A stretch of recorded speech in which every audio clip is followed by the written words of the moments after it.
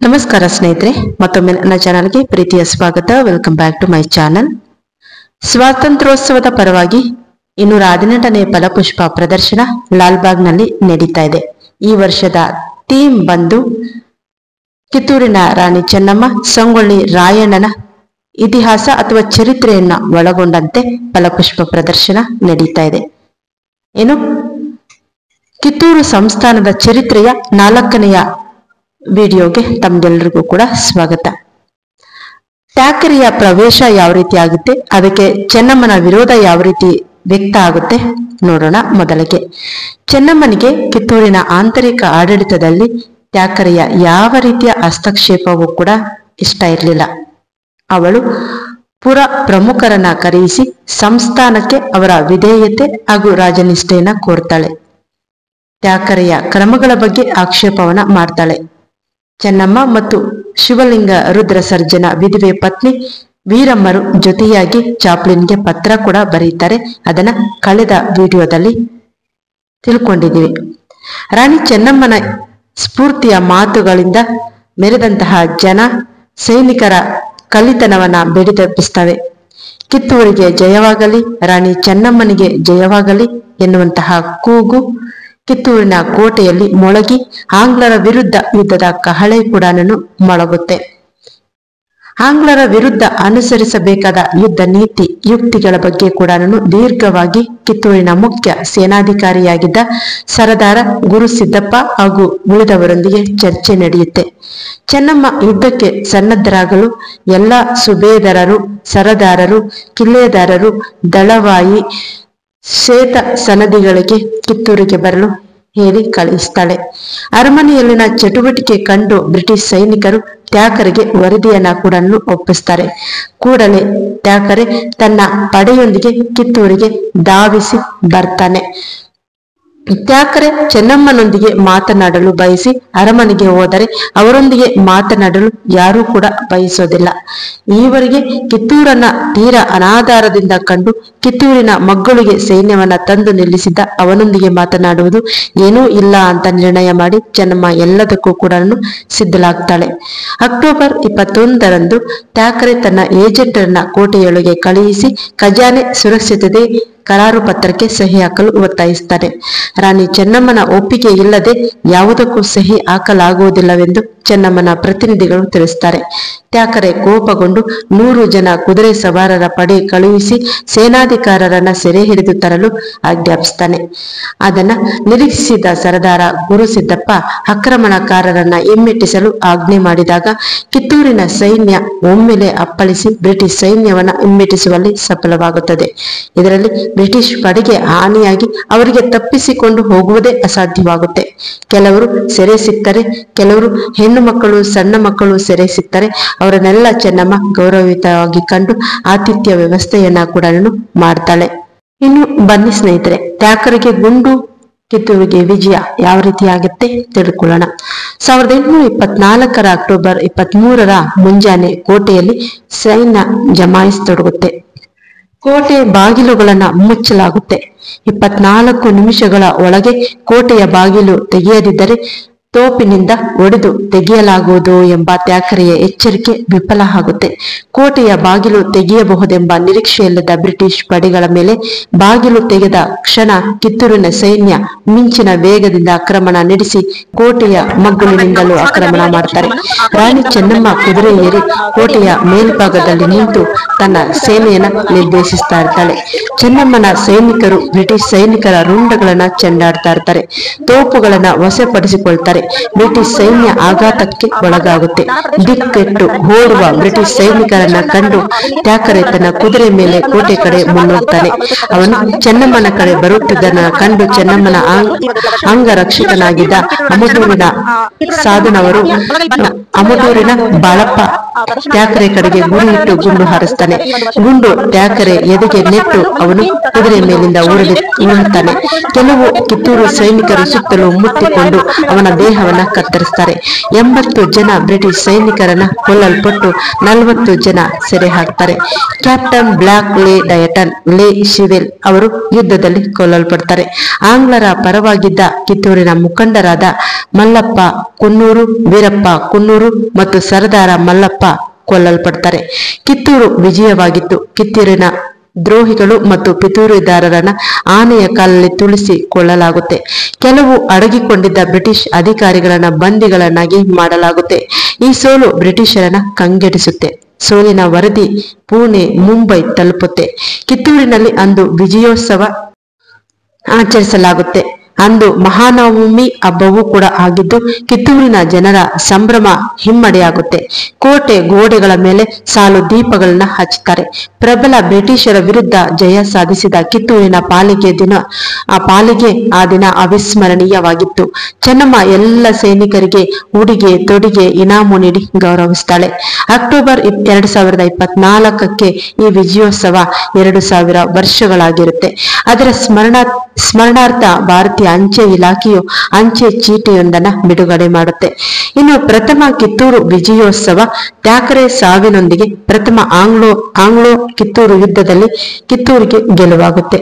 23 October 2024 Kittur ಪ್ರಜೆಗಳ ಸಡಗರ ಸಂಭ್ರಮ ಮುಗಿಲು ಮುಟ್ಟುತ್ತೆ.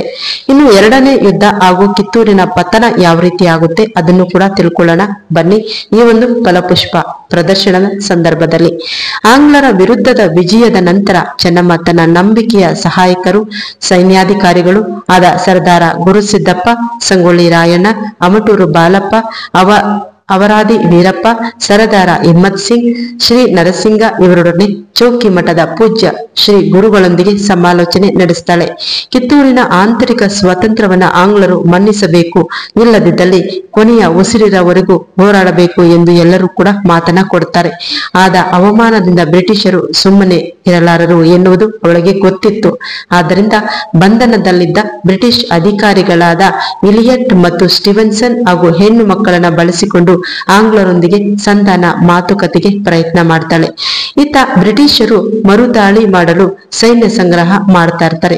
ಪುಣೆ, ಬೆಳಗಾವಿ, ಸೋಲಾಪುರ, ಬಳ್ಳಾರಿ, ಮೈಸೂರು, ಬೆಂಗಳೂರ್ಲ ಕಡೆಯಿಂದ ಕಿತ್ತೂರಿಗೆ ಸೈನ್ಯ ರವಾನೆ ಮಾಡತೊಡಗುತ್ತಾರೆ. ಈ ಮಧ್ಯೆ ಕಿತ್ತೂರಿಗೆ ನಿಷ್ಠರಾಗಿರುವವರನ್ನ ಹೆದರಿಸಿ ಬೆದರಿಸಿ ದಂಡನಾ ಕ್ರಮದ ಬೆದರಿಕೆ ಹಾಕಿ ಬ್ರಿಟಿಷರು ಜನರಲ್ಲಿ ಒಡುಕು ಉಂಟು ಮಾಡಲು ಕೂಡ ಪ್ರಯತ್ನ ಮಾಡ್ತಾ ಇರ್ತಾರೆ. ರಾಣಿ ಚೆನ್ನಮ್ಮ ಮತ್ತು ಆಕೆಯ ಅನುಯಾಯಿಗಳು ಬ್ರಿಟಿಷರೊಂದಿಗೆ ಕಾದಾಡುವುದು ವ್ಯರ್ಥ ಸಾಹಸ ಅಂತ ತಿಳಿದಿರ್ತಾರೆ. ಅದಕ್ಕಾಗಿ ಬ್ರಿಟಿಷ್ ಅಧಿಕಾರಿಗಳಿಂದ ಸಕಾರಾತ್ಮಕ ಪ್ರತಿಕ್ರಿಯೆಗೆ ಕಾಯ್ತಾ ಇರ್ತಾರೆ. ಯುದ್ಧದಲ್ಲಿ ಸೆರೆಯಾಳಾಗಿದ್ದ 40 ಜನ ಆಂಗ್ಲರನ್ನ ಶುಭ ಸಂಕೇತವಾಗಿ ಚೆನ್ನಮ್ಮ ಬಿಡುಗಡೆ ಮಾಡ್ತಾಳೆ. ಬ್ರಿಟಿಷರೊಂದಿಗಿನ ಪತ್ರ ವ್ಯವಹಾರ ಮುಂದುವರಿಸ್ತಾಳೆ. ಸಂಸ್ಥಾನದ ಸ್ವಾಯತ್ತತೆ ಕಾಯ್ದುಕೊಳ್ಳಲು ಕೊನೆ ಗಳಿಗೆವರೆಗೂ ಕೂಡ ಆಕೆ ಪ್ರಯತ್ನಿಸ್ತಾಳೆ. ಸೈನ್ಯ ಜಮಾವಣೆ ಆಗುವವರೆಗೂ ಸಂಧಾನ ಮಾತುಕತೆಗಳನ್ನ ಮುಂದುವರಿಸದಂತೆ ಬ್ರಿಟಿಷರು ಕಿತ್ತೂರಿನ ಮೇಲೆ ಆಕ್ರಮಣಕ್ಕೆ ಸಾಮಗ್ರಿ ಮತ್ತು ಸೈನ್ಯ ಸಿದ್ಧತೆಗಳನ್ನ ಪೂರ್ಣಗೊಳ್ಳುತ್ತಲೇ ಧಾರವಾಡದಲ್ಲಿ ಹಂಗಾಮಿ ಕಲೆಕ್ಟರ್ನಾಗಿದ್ದ ಮನ್ರೋ 1824 ನವೆಂಬರ್ 14 ಪುಣೆಯಲ್ಲಿ ದಕ್ಷಿಣದ ಕಮಿಷನರ್ ಆಗಿದ್ದ ಚಾಪ್ಲಿನ್ಗೆ ವರದಿಯನ್ನ ಕೂಡ ಕಳಿಸ್ತಾರೆ. ಚಾಪ್ಲಿನ್ ವರದಿಯೊಂದಿಗೆ ಮುಂಬೈಗೆ ತೆರಳಿ ಗವರ್ನರ್ ಎಲ್ಫಿನ್ಸ್ಟನ್ ನೊಂದಿಗೆ ಚರ್ಚಿಸಿ ಕಿತ್ತೂರು ಕಬಳಿಸುವುದು ಅನಿವಾರ್ಯ ಅಂತ ಅವನಿಗೆ ಮನಗಾಣಿಸಿ ಕಿತ್ತೂರ ಮೇಲೆ ಆಕ್ರಮಣ ಕುರಿತು ಪೂರ್ಣ ತಯಾರಿ ಮತ್ತು ಅಧಿಕಾರದೊಂದಿಗೆ ಬೆಳಗಾವಿಗೆ ಬರ್ತಾರೆ. ವಿವಿಧ ಕಡೆಯಿಂದ ಬಂದ ಬ್ರಿಟಿಷ್ ಮತ್ತು ಅವರ ಅನಿಷ್ಟರ ಅಪಾರ ಸೈನ್ಯ ಕಿತ್ತೂರನ್ನ ಸುತ್ತಿವರೆದು ಬೇಡಿಬಿಡುತ್ತೆ. ಕೊಲ್ಲಾಪುರದ ಮರಾಠರ ಸೈನ್ಯದ ಸಹಾಯವನ್ನ ಚೆನ್ನಮ್ಮ ಅಪೇಕ್ಷೆ ಮಾಡ್ತಾಳೆ. ಆದರೆ ಕೊನೆ ಗಳಿಗೆಯಲ್ಲಿ ಅದು ಕಾರ್ಯಸಾಧ್ಯವಾಗದೆ ಹೋಗುತ್ತೆ. ಬಂಧನದಲ್ಲಿದ್ದ ಇಬ್ಬರು ಬ್ರಿಟಿಷ್ ಅಧಿಕಾರಿಗಳನ್ನ ಕೂಡಲೇ ಬಿಡುಗಡೆಗೊಳಿಸಿದ್ದರೆ ಮತ್ತು ಕಿತ್ತೂರಿನ ಸೈನ್ಯ ತಮ್ಮ ಆಯುಧಗಳನ್ನ ಕೆಳಗಿಟ್ಟು ಡಿಸೆಂಬರ್ 19ನೇ ತಾರೀಕಿನ ಮಧ್ಯರಾತ್ರಿಯವರೆಗೆ ಶರಣಾಗತರಾಗದಿದ್ದರೆ ಕಿತ್ತೂರನ್ನ ಧ್ವಂಸಗೊಳಿಸುವುದಾಗಿ ಚಾಪ್ಲಿನ್ ಕಿತ್ತೂರಿನ ಸಂಧಾನಕರಿಗೆ ಹೇಳಿ ಕಳಿಸ್ತಾನೆ. ಮುಂದೆ ಯುದ್ಧವಿಲ್ಲವೆಂಬುದಕ್ಕೆ ಬ್ರಿಟಿಷರು ಒಪ್ಪಿಕೊಂಡರೆ ಆ ಇಬ್ಬರು ವ್ಯಕ್ತಿಗಳನ್ನ ಬಿಟ್ಟು ಕೊಡುವಲು ಸಿದ್ಧವಿರುವುದಾಗಿ ಕಿತ್ತೂರಿನ ವಕೀಲನ ಮೂಲಕ ಚೆನ್ನಮ್ಮ ಹೇಳಿ ಕಳುಹಿಸ್ತಾಳೆ. ಈ ಬಗ್ಗೆ ಚಾಪ್ಲಿನ್ ಭರವಸೆ ಇರ್ತಾನೆ ಮತ್ತು ಸಂಧಾನ ಮುಂದುವರಿಸುವುದಾಗಿ ತಿಳಿಸ್ತಾನೆ. ಅದರಂತೆ ಚೆನ್ನಮ್ಮ ಇಬ್ಬರು ಬ್ರಿಟಿಷ್ ಅಧಿಕಾರಿಗಳನ್ನ ಬಿಡುಗಡೆ ಮಾಡಿ ಕಳಿಸ್ತಾಳೆ.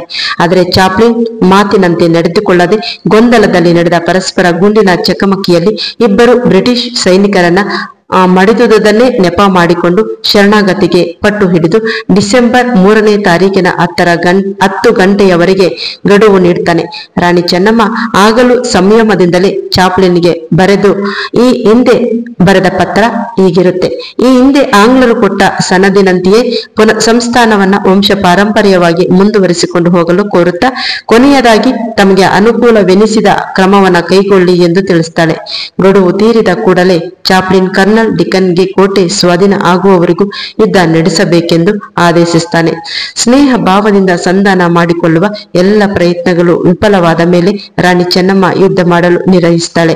ಅವಳ ನಿಷ್ಠಾವಂತ ಸರದಾರರು ಕೊನೆಯ ಮನುಷ್ಯನವರೆಗೆ ಹೋರಾಡುವುದಾಗಿ ಪ್ರತಿಜ್ಞೆ ಮಾಡ್ತಾರೆ. ಬ್ರಿಟಿಷ್ ಸೈನ್ಯ ಲೇಕ್ ಮೆಕ್ಲಾಯ್ಡ್, ಲೇಕ್ ಮನ್ರೋ, ಲೇಟ್ ಟ್ರೆವೆಲ್ಸನ್ ಮತ್ತು ಡಿಕನ್ಸನ್ ವಾಕರ್ ಇವರ ನೇತೃತ್ವದಲ್ಲಿದ್ದರೆ ಕಿತ್ತೂರು ಸೈನ್ಯದ ದಂಡಾಧಿಪತಿಯಾಗಿ ಸರದಾರ ಗುರುಸಿದ್ದಪ್ಪ ಇರ್ತಾನೆ. ಅವರಾದಿ ವೀರಪ್ಪ, ಹಿಮ್ಮತ್ ಸಿಂಗ್, ನರಸಿಂಹರಾವ್, ಗುರುಪುತ್ರಪ್ಪ, ಸಂಗೊಳ್ಳಿ ರಾಯಣ್ಣ, ಅಮಟೂರು ಬಾಳಪ್ಪ, ಬಿಚ್ಚುಗತ್ತಿ ಚನ್ನಬಸಪ್ಪ ಮತ್ತು ಗಜವೀರ ಇವರ ನೇತೃತ್ವದಲ್ಲಿ ಯುದ್ಧಕ್ಕೆ ನಾಂದಿ ಹಾಡಲಾಗುತ್ತೆ. ಡಿಸೆಂಬರ್ 3, 4 ಮತ್ತು 5ರಂದು ಕಿತ್ತೂರು ಮತ್ತು ಬ್ರಿಟಿಷ್ ಪಡೆಗಳ ಮಧ್ಯೆ ಭೀಕರ ಕಾಳಗ ನಡೆಯುತ್ತೆ. ಮೊದಲನೆಯ ದಿನ ಕೆಮ್ಮನಮರಡಿ, ಮಾರನೆಯ ದಿನ ಗಡಾದ ಮರಡಿ ಪ್ರದೇಶದಲ್ಲಿ ಯುದ್ಧ ನಡೆಯುತ್ತೆ.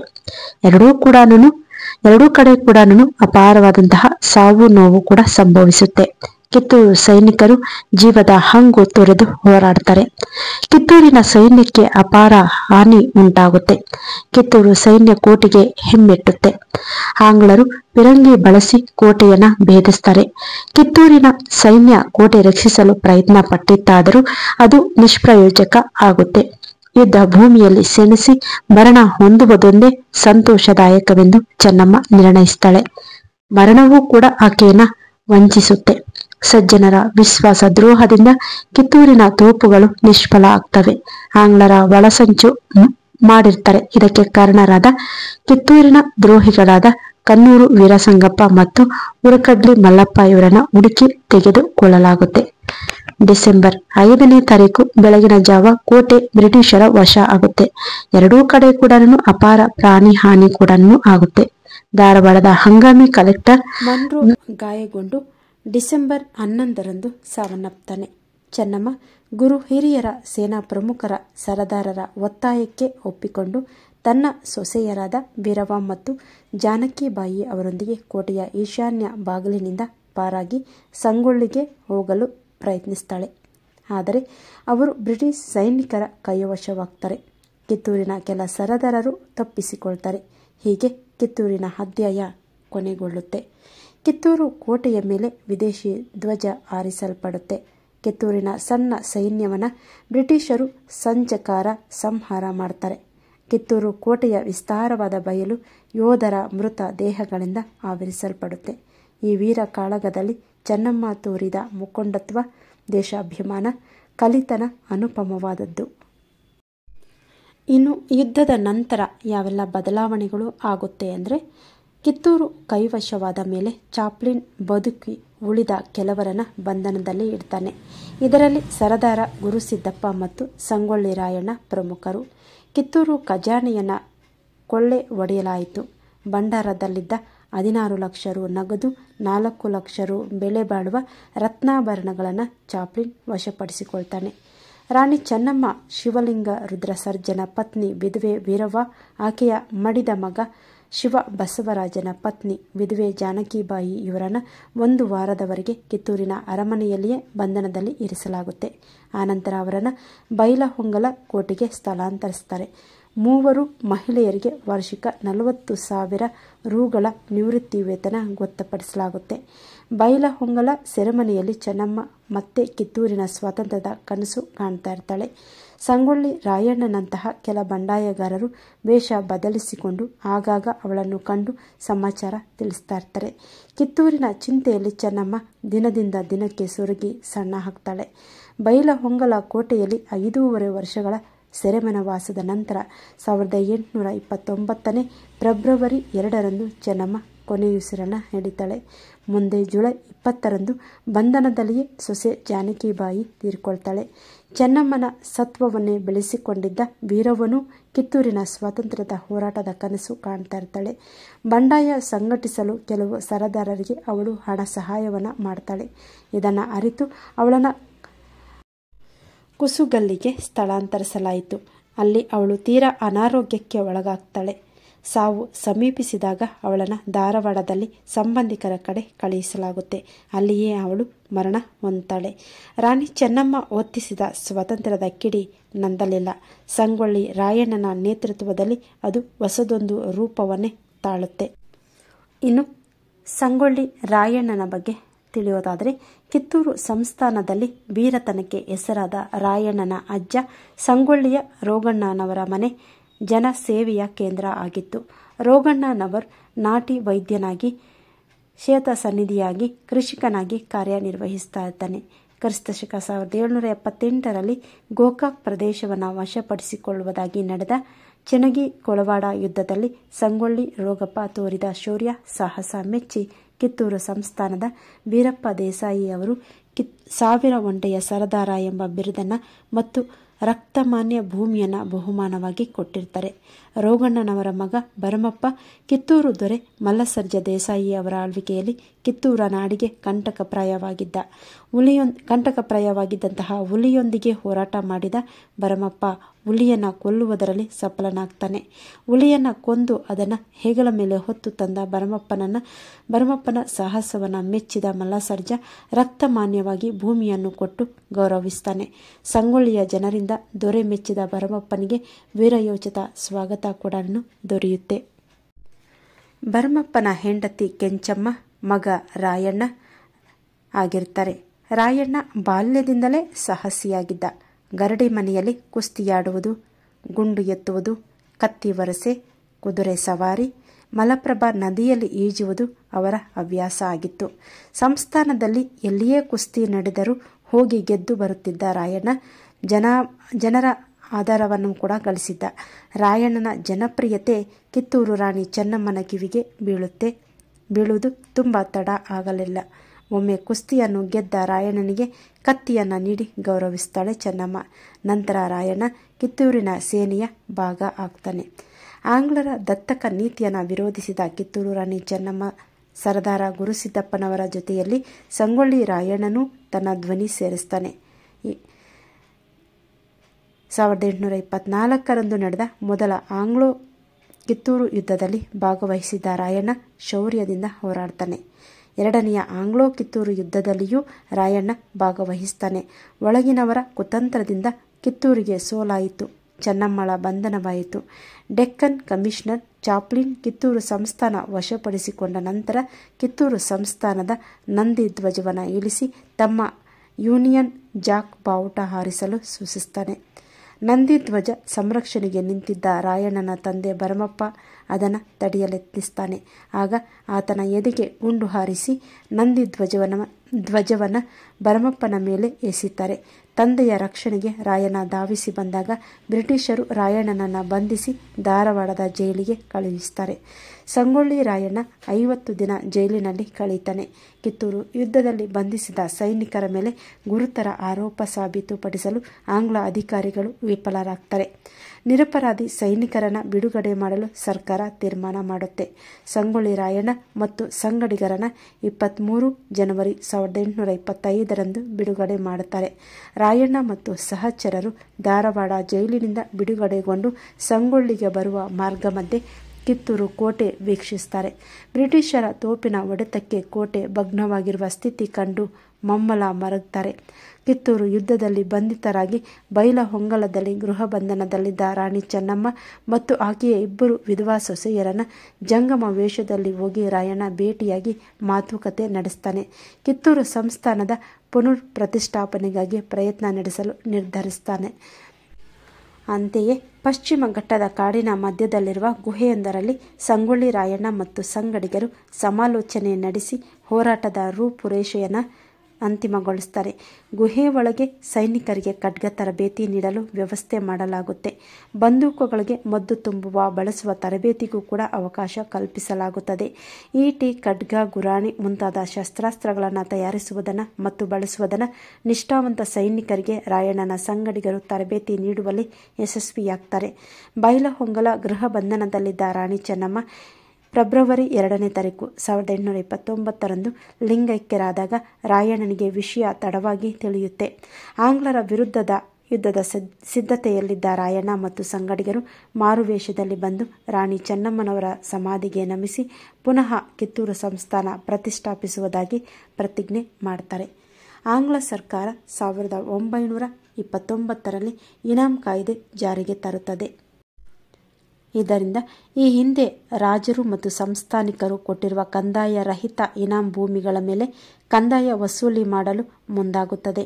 ಸಂಪಗಾವ ಅಮಲ್ದಾರ ಕೃಷ್ಣರಾವ್ ಆದೇಶದ ಮೇರೆಗೆ ಸಂಗೊಳ್ಳಿಯ ಕುಲಕರ್ಣಿ ಬಾಲಪ್ಪ ಊರ ಪಂಚರ ಸಮ್ಮುಖದಲ್ಲಿ ರಾಯಣ್ಣನ ಇನಾಂ ಭೂಮಿಯನ್ನು ಅಳೆದು 35 ರೂಪಾಯಿ ಕಂದಾಯ ನಿಗದಿ ಮಾಡಿದ್ದಾನೆ.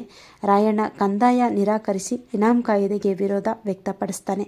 ಸಂಗೊಳ್ಳಿ ಪಂಚರ ಮುಂದೆ ತನ್ನ ಆದೇಶ ಧಿಕ್ಕರಿಸಿದ ರಾಯಣ್ಣನ ಮೇಲೆ ಕುಲಕರ್ಣಿ ಬಾಲಪ್ಪ ಮಲಪ್ರಭಾ ನದಿಯಲ್ಲಿ ಸ್ನಾನ ಮಾಡಿ ತನ್ನ ಮೈಲಿಗೆ ಪಂಚೆಯನ್ನು ಸ್ವಚ್ಛಗೊಳಿಸಲು ರಾಯಣ್ಣನಿಗೆ ಸೂಚಿಸ್ತಾನೆ. ಇನಾಂ ಕಾಯ್ದೆಯಿಂದ ಕೆರಳಿ ಉಳಿಯಂತಾಗಿದ್ದ ರಾಯಣ್ಣ ತಕ್ಷಣ ಕುಲಕರ್ಣಿ ಬಾಲಪ್ಪನ ಮೇಲೆ ಹಲ್ಲೆ ಮಾಡಿ ಇಂತಹ ನೀಚ ಕೆಲಸ ಹೇಳಿದರೆ ಖಡ್ಗದಿಂದ ತುಂಡರಿಸುವುದಾಗಿ ಎದರಿಸುತ್ತಾನೆ. ಕುಲಕರ್ಣಿ ಬಾಲಪ್ಪ ಮನೆಗೆ ಬಂದು ರಾಯಣ್ಣನ ಮೇಲೆ ಗುರುತರವಾದ ಆರೋಪ ಮಾಡಿ ಸಂಪಗಾವ ಅಮಲ್ದಾರನಿಗೆ ಪತ್ರ ಬರೆದು ರಾಯಣ್ಣನ ಮೂಲಕವೇ ಪತ್ರವನ್ನು ಸಂಪಗಾವ ಕಚೇರಿಗೆ ಮುಟ್ಟಿಸುವ ವ್ಯವಸ್ಥೆ ಮಾಡ್ತಾನೆ. ಅಮಲ್ದಾರನು ಪತ್ರ ನೋಡಿ ಇನಾಂ ಕಾಯ್ದೆ ಪ್ರಕಾರ ಕಂದಾಯ ಕಟ್ಟಬೇಕೆಂದು ಸೂಚಿಸ್ತಾನೆ. ಮುಂದೆ ಏನಾಗುತ್ತೆ? ರಾಯಣ್ಣ ಜೈಲಿಗೆ ಸೇರಿದ್ದು ಹೇಗೆ? ರಾಯಣ್ಣನನ್ನು ಗಲ್ಲಿಗೆ ಏರಿಸಿದ್ದು ಏಕೆ? ಎಲ್ಲವನ್ನು ಮುಂದಿನ ಭಾಗದಲ್ಲಿ ತಿಳಿದುಕೊಳ್ಳೋಣ. ಧನ್ಯವಾದಗಳು.